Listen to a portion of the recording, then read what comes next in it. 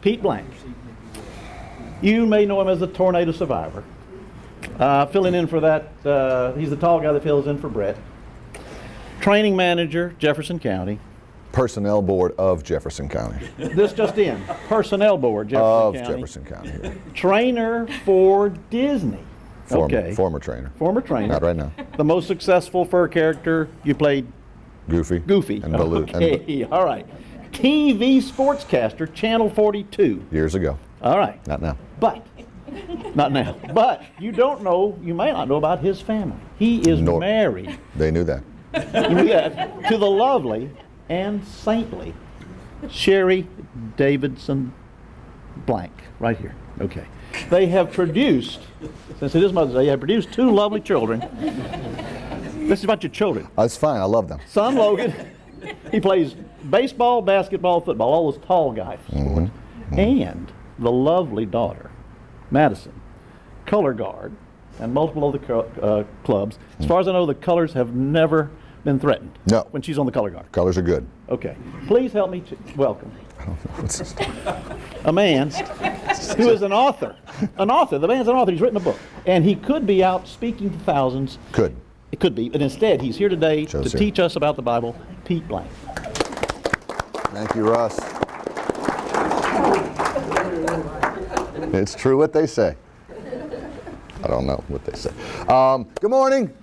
Happy Mother's Day. Thank you all for coming today. It's good to see everybody here. It's 9:20. I prepared a very nice 45-minute lesson for us. So thank you for going into like 10:10 or so. I don't think they'll mind if we stay a little late.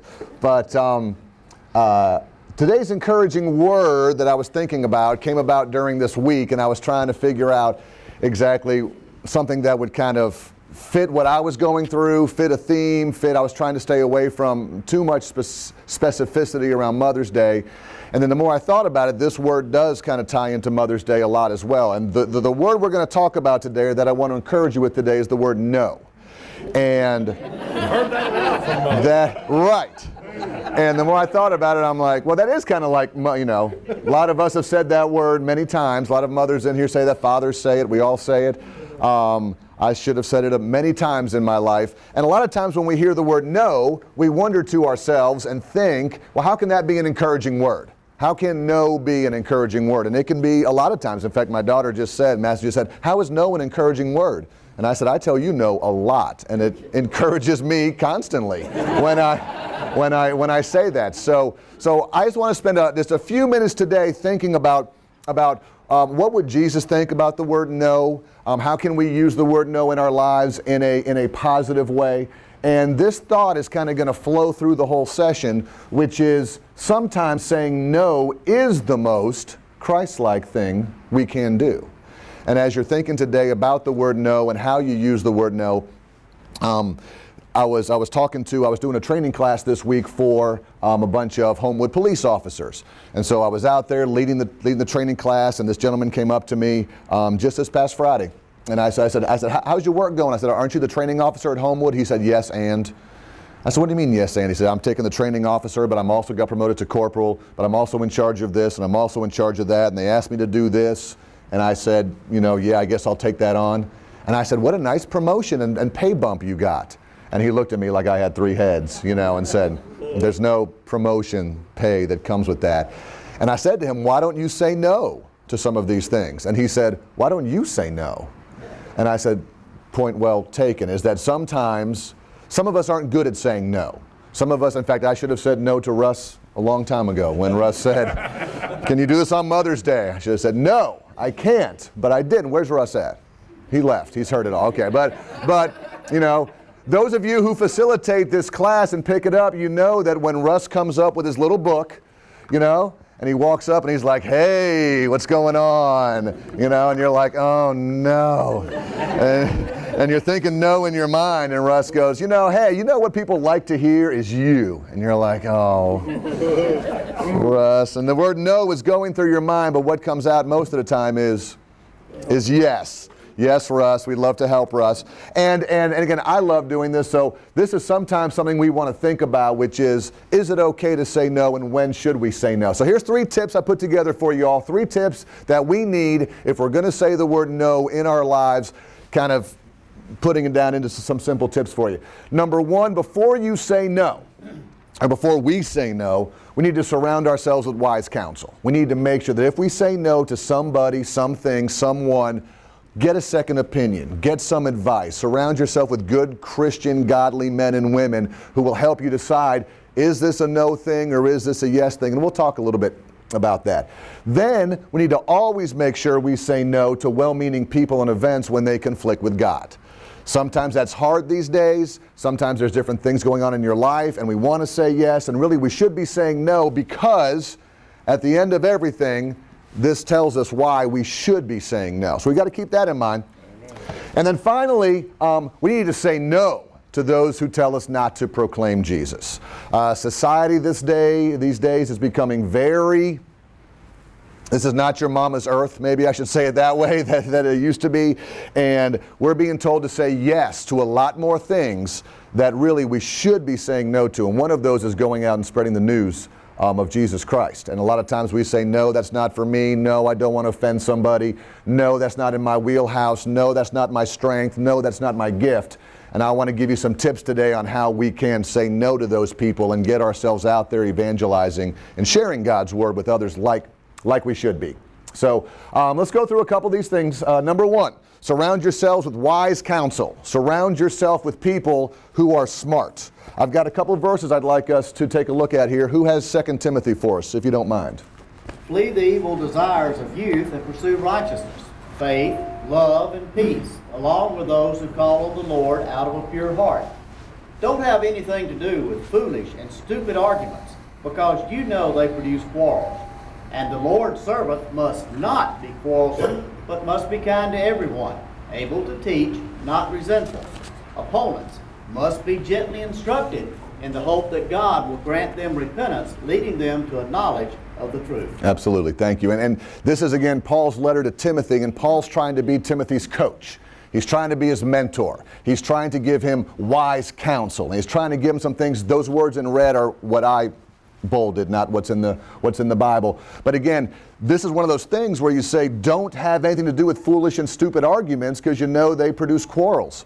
If you're in a relationship right now with someone, how often do you do this? How often do you enjoy stupid and foolish arguments and you don't say no to them? Any other men in here push buttons for the sake of pushing buttons? Any ladies bring things up that have happened 2 years ago just because?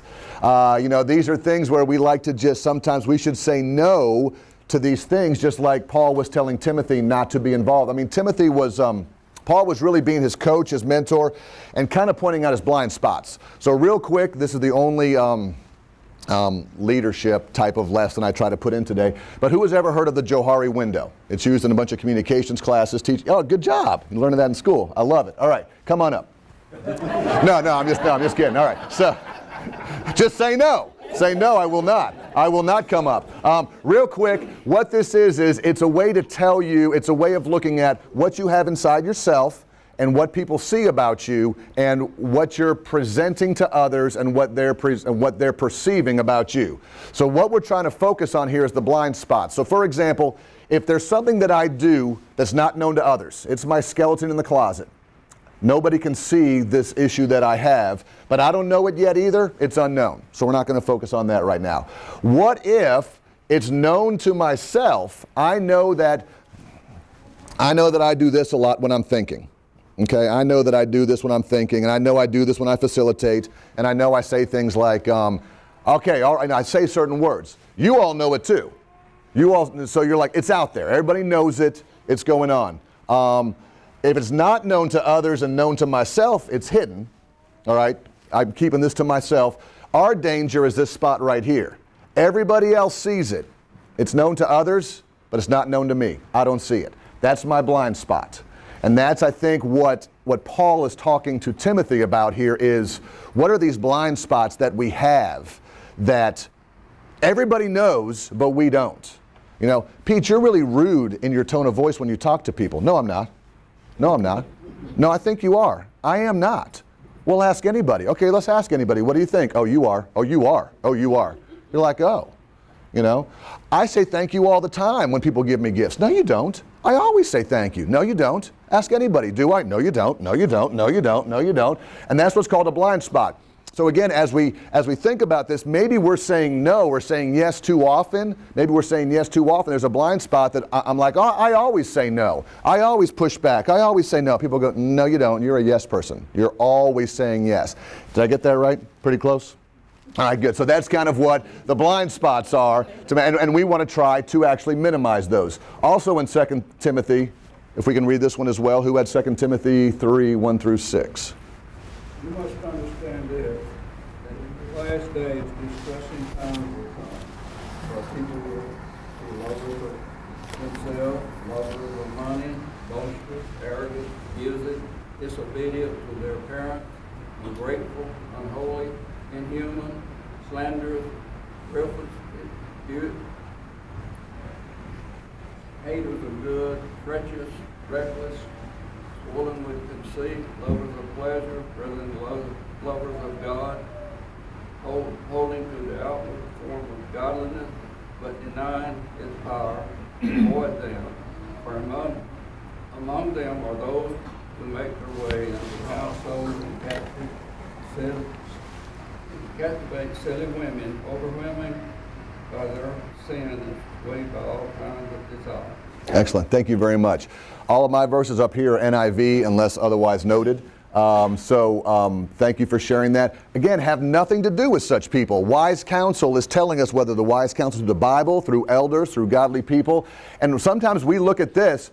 If this statement is true, have nothing to do with such people, okay, we're challenged. We're challenged a little bit because, again, we're surrounded by people who are challenging us as Christians, who are making us try to understand, should we go down a different path? And so we want to, get around some wise counsel. Wise counsel assists with time management.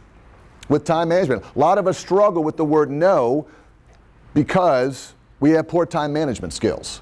All right, and so anybody here have poor time management skills? All right, raise your hand. At the risk of alienating the entire class, raise your hand if you had your tushy in the seat at 9 o'clock. You are all under oath, by the way. Okay, so anyhow. All right, so that doesn't happen. And there's a million reasons why. We're not placing judgment. I didn't get here till 9:05, and I'm teaching this thing. So, it's one of those things where, what does that mean? And maybe I should be saying no to certain things, and, to kind of help out. Matthew 23 says this. Jesus replied, love the Lord your God with all your heart and with all your soul and with all your mind. This is the first and greatest commandment, and the second is like it. Love your neighbor as yourself. Great, thank you. And again, this is our problem. If we're looking for wise counsel, this is it. What do I decide? So now you're saying, well, Pete, it's okay to say no all the time, but now I've got to love the Lord your God with all your heart, soul, mind, strength, love my neighbor as myself. If I love my neighbor as myself, what's one word I will rarely say to them? No, because that's not showing. So now I'm confused. Now I'm not sure. Am I supposed to love? Am I supposed to say no? And again, this is where we kind of have to work through this. Again, I struggled with this. We have this thing that we all did, 40 days of prayer. And I found myself not reading every day. I don't have good time management skills. I'm like, how easy is this to just read it one a day? So I decided to make it easier for myself and place it on my dresser in my bedroom. So I would see it every day when I woke up. So I saw it every day, and I looked at Sherry a couple days and said, I haven't even read 3 of these yet. I got to catch up. So I thought I'd make it easier. I picked it up and moved it to my nightstand. That way it's, so again, what I did was one day I read through 10, and then the rest of them, they just sat there. And I said to myself, I don't have time. There's no time for that. But if I'm going back to the original concept of love the Lord your God, that should have been my primary focus. Now, ironically, there is a book out there called The Bible in 90 Days. And we're going to try and get this study done, hopefully in the fall. And when I went back and did this last year, I knocked it out of the park. Again, I was leading the class, but I said, so you better make sure you do it. It's easier when you're in charge, than it is. But I made sure I read every day. So the point is, we can make time for stuff. You can squeeze it in. We just have to work on the whole concept of saying no, and saying no strategically and saying no in the correct way. For example, look at Luke 10. Who has this one for us? 38:42. Yes, please. As Jesus and his disciples were on their way, he came to a village where a woman named Martha opened her home to him. She had a sister named Mary who sat at the Lord's feet listening to what he said. But Martha was distracted by all the preparation that had to be made. She came to him and asked, Lord, don't you care that my sister has left me to do the work by myself? Tell her to help me. Martha, Martha, the Lord answered, you are worried and upset about many things, but only one thing is needed. Mary has chosen what is better, and it will not be taken away from her. So what do you think the word is that Mary said when Martha asked her to help? No. Very scary at the time to think that, but she had her priorities in order. She had some wise counsel. She knew what was right. She said no at the right time for the right things. And that will help us all, thank you very much, with our time management. A couple quick tips for you. Only you know what's best for you and your family. All right? So, can you help with the book back drive? No. Can you help us set up on Sunday school? No. Can you teach a class? No. So all of a sudden you become the no person. We can't go through life worried what other people think about us. You could be helping in a gazillion different ways, and only you know what's best for you and your family at the time. So sometimes we feel guilted into saying yes. If your heart is right with Jesus and you know that no is the right thing to say at this point in this time, then it's okay. So we want to make sure, otherwise we become stressed and overdone. Never say yes on the spot. That's how Russ gets you.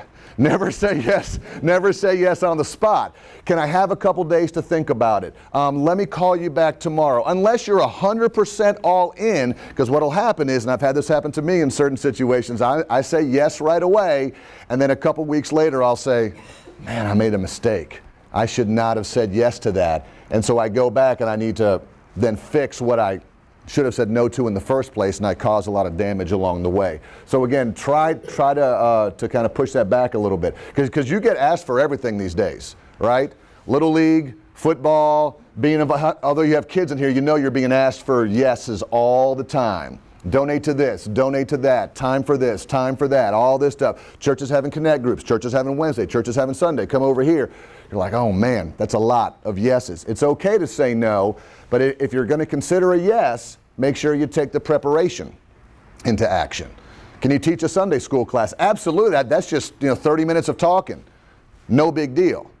But what's the preparation time? I forgot that there was 8 to 10 to 12 hours or whatever is a preparation time that comes with that. So make sure you're aware of that. Consider the brain space that this will encompass when you're asked to say yes. What's going on in your life right now? How much stuff is happening? How much space do you need, to do stuff?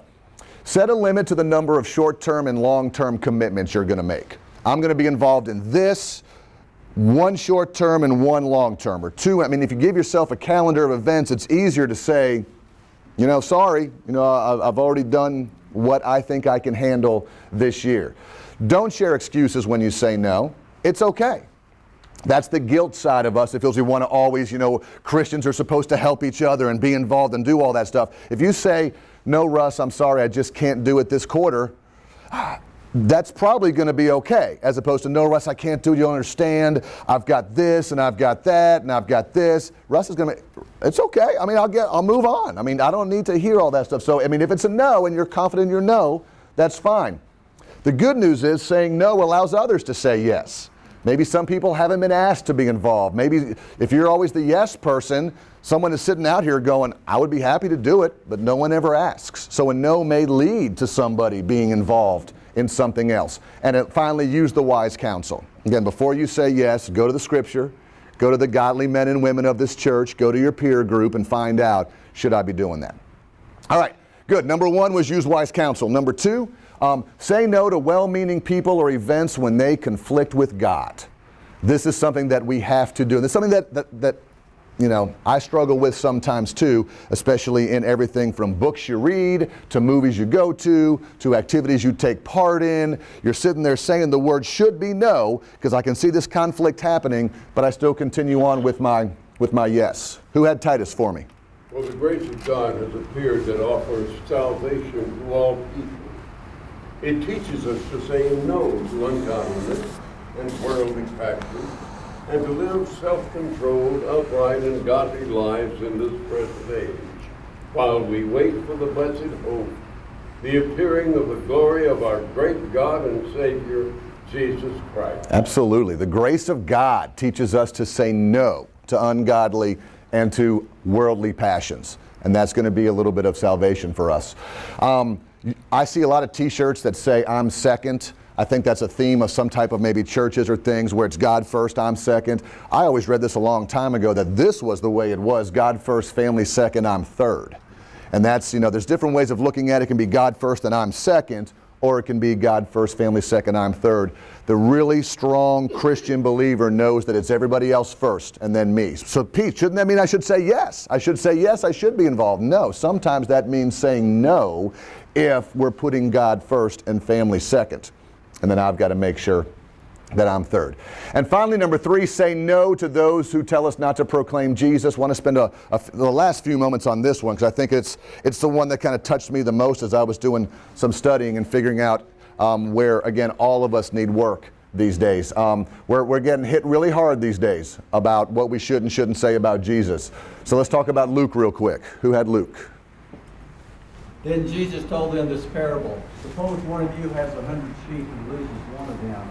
Doesn't he leave the 99 in the open country and go to the lost sheep until he finds it? And when he finds it, he joyfully puts it on his shoulders and goes home. Then he calls his friends and neighbors together and says, Rejoice with me, I have found my lost sheep. I tell you that in the same way, there will be more rejoicing in heaven over one sinner who repents than over the 99 righteous people who do not need to repent. Thank you. This goes against the common theme that we always hear of one person cannot make a difference. One person can't make it. Why should I vote? One vote can't make a difference. Why should I evangelize? One person can't make a difference. I mean, we've got Jesus telling you that there's going to be rejoicing over the one that repents as opposed to the 99. That's a huge motivator for us to get out there. Now again, some of you say, I'm not sure what I can do, but this is the story that's been happening in the papers the past couple weeks. If you haven't heard about it, this is a show on HGTV called The Benham Brothers. It was going to premiere sometime this quarter, and it was all about flipping houses. These guys are based in Alabama, and they're 2 Christian men, and the show was ready to roll, and all of a sudden, turns out that HGTV found out that they were actively proclaiming their faith, and decided we're not going to air your show anymore. So never mind. So there was this big backlash by certain people saying that we can't have that on television. And here was their official statement that they wrote. It says, the first and last thoughts on our minds as we begin and end each day is, have we shined Christ's light today? Our faith is the fundamental calling in our lives and the centerpiece of who we are. As Christians, we are called to love our fellow man. Anyone who suggests that we hate homosexuals or people of other faiths is either misinformed or lying. Over the last decade, we've sold thousands of homes with the guiding principle of producing value and breathing life into every family that has crossed our path. And we do not, nor will we ever, discriminate against people who do not share our views. We are saddened to hear of HGTV's decision. With all the grotesque things that can be seen and heard on television today, you would think there would be room for 2 twin brothers who are faithful to our families, committed to biblical principles, and dedicated professionals. If our faith cost us a television show, then so be it. So again, that's like that. They're not really here in the room right now. But that's the kind of stuff that people are looking for. That's the kind of thing that we need to be doing. We're not waffling about, we need you to tone down, whether it be Duck Dynasty or HGTV, tone it down. We're not going to tone it down. We're not going to tone it down. We're going to say no to that, and we're still going to go out there and evangelize and share. Now, some of you in here are like, you're freaking me out, Pete. I'm not the evangelistic kind. This is not my cup of tea. Let me give you 6 ways that everybody can do this. Okay, number 1, this is the good old-fashioned confrontational evangelism. All right, in Acts 2:14, if you go back and look, Peter raised his voice. Peter raised his voice as he was teaching. In Acts 2:36, he was yelling at them and saying, you've crucified the wrong man. You've made an error. And then in Acts 2:40, he's exhorting and pleading with them. His actual quote is, save yourselves from this corrupt generation. And yet we see people all the time, the bullhorn guy. Y'all know bullhorn guy? Save yourself from this corrupt generation. And everybody looks and goes, you're doing it wrong, you're doing it wrong. That's not the kind of evangelism we need.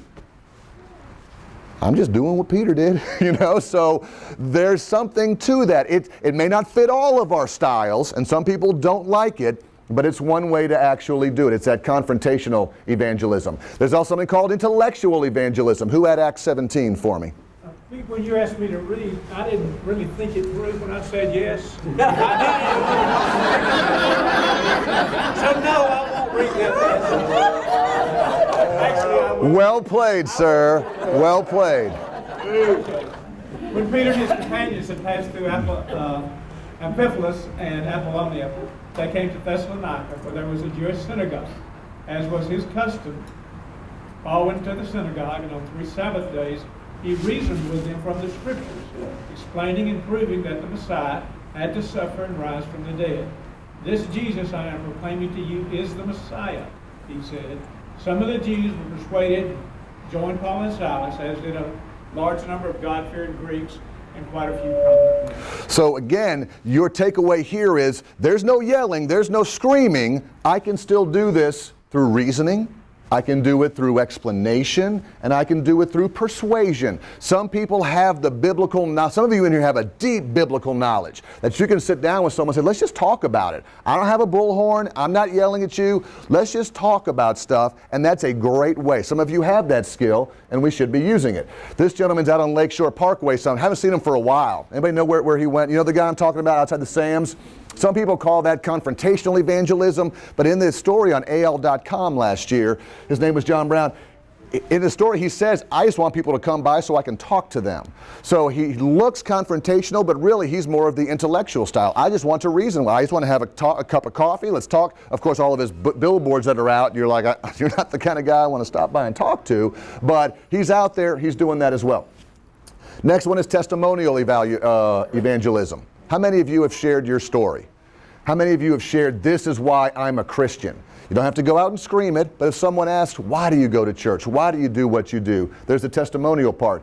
Due to lack of time, we'll just go ahead and move through these. But in John chapter 9, this whole thing is where, this story talks about where Jesus spit, rubbed the mud on the man's eyes, then he could see. He went out that same day and started telling everybody. The man they called Jesus put mud on my eyes. I washed and I could see. Then someone else asked him. He said, he put mud on my eyes. I washed, now I see. We have stories to share, many of us. And so go out and tell your story. That's one more way to do it. Todd Burpo, if you haven't seen the movie, it's real. I mean, I think it's good. Some people say it's Hollywoodish, but I like this. He's telling his story. Why are you such a... He was a preacher, pastor to begin with, but his real story is his son. I mean, his son has a story to tell. That's a testimonial event. If you've got a story, share it if people ask about it. The fourth way is interpersonal style. This is a lot of us. We're comfortable. I'm not going to preach the message. I'm going to get to know you, the person, first.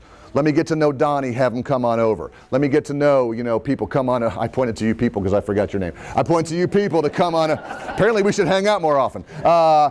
Build the relationship first. And then once I get the relationship, then we can worry about the actual message, okay? Number 5, the invitational style. Invite somebody. Invite somebody. I don't evangelize, Pete. I don't get out there, but I can invite someone to church. That's all I can do. And I've invited 100 people. And if you invite 100 people and how many say they'll come, will it be a success? 1. Just like we heard in the parable. If I can get 1. Yeah, but I've asked 50 people and they all say no. They came to this class. They all say no, no, no. Get to that 1. That's a huge benefit. That's also evangelizing. That's what we're looking for here. And finally, number 6 is the serving style. It's a single verse, if you don't mind. Tell us about Dorcas. In Joppa, there was a disciple named Tabitha. In Greek, her name is Dorcas. She was always doing good and helping the poor. I don't know why that says backpack. Oh, back. Insert bullet point there. Yeah, kind of like doing the backpacks for the church under the bridge. Backpacks twice, I guess. Ironically, in verse 37, she dies. So we're going to cut that verse off. But she was then raised from the dead. But the point is, she's doing good and helping the poor. That's her thing. That's what she brings to the table. Do you have the bullhorn? Are you inviting people? Are you doing? No, I'm not doing any of that stuff. But you know what I'm doing? I'm serving the poor. I'm getting involved. I'm out there. That's just as important as anything else. So I don't want anybody leaving here saying, well, you know, I want to do this. I want to get out there. I want to say no to people, but I don't know how to evangelize. You can do it. You can do it through 6 different types that are out there for you to do. Everything matters. In the year 2014, we have to be saying to no to those who tell us to squash our faith. We can't be squashing our faith in 2014 because everybody else is out there promoting the anti-faith. So again, to summarize, if you're going to say no, get wise counsel. Make sure if it conflicts with God that you say no to those people and events, and say no to the people, that's a error. Say no to, what was the third one? Say no to people who tell you not to share the good news of Jesus Christ. That's what it was. And finally, out of the world famous The Message, everybody's favorite version, we will summarize. I didn't want to read this version, but he wanted to read the message, so go ahead. Don't waste your time on useless work, mere busy work, the barren pursuits of darkness. Expose these things for the shame they are. It's a scandal when people waste their lives on things they must do in darkness where no one will see. Rip the cover off those frauds and see how attractive they look in the light of Christ. Wake up from your sleep. Climb out of your coffins. Christ will show you the light. So watch your step. Use your head. Make the most of every chance you get. These are desperate times. These are desperate times for us to be doing busy work. Say no to useless work, no to busy work, no to darkness, no to scandal. It helps us get closer to Jesus Christ. So again, today's encouraging word is no, and we thank you. We say no to the bell when the bell rings. We keep going. So thank you all very much. Russ?